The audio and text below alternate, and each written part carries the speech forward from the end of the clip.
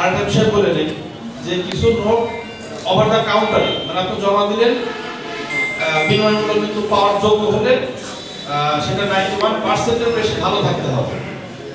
মানে দাবিযোগ্য, তো যদি সেটা দাবিযোগ্য হয়ে যায় সেই দাবিযোগ্য ধরুন আপনি জমা দিবেন, সেই নোটটা তারা নেবে, নিয়ম আছে সেই নোটটা নিয়ে তারা বাংলাদেশ ব্যাংকে পাঠাবে এবং তার যে 2 ইয়ার পর্যন্ত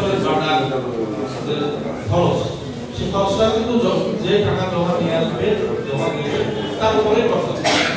সুতরাং তারা টাকাটা বাংলাদেশ ব্যাংকে পাঠালে আমরা যে সেই টাকাটা নীতিমালার মধ্যে থেকে আপনারা বিষয়টা সম্পর্কে অবগত আর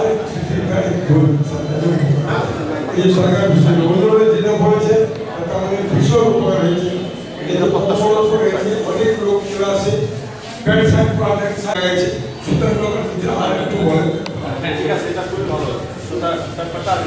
আরেকটা বিষয় বলে নেই যে কিছু নোট ওভার দ্য কাউন্টারে মানে আপনি জমা দিলেন বিনিময় মূল্য কিন্তু পাওয়ার যোগ্য হলে সেটা 91% বেশি ভালো থাকতে হবে।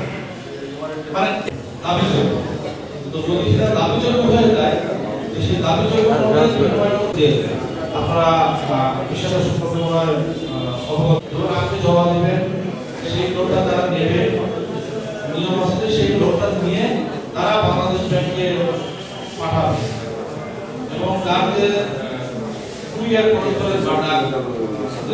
খরচ সেই খরচটা কিন্তু যে টাকা জমা নিয়ে আসবে জমা দিয়ে তার উপরে করতে হবে।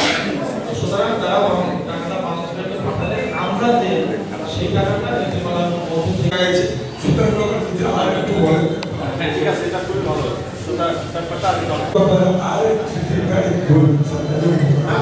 এই সরকার বিষয় যেটা বলেছে আমাদের ভীষণ উপকার হয়েছে।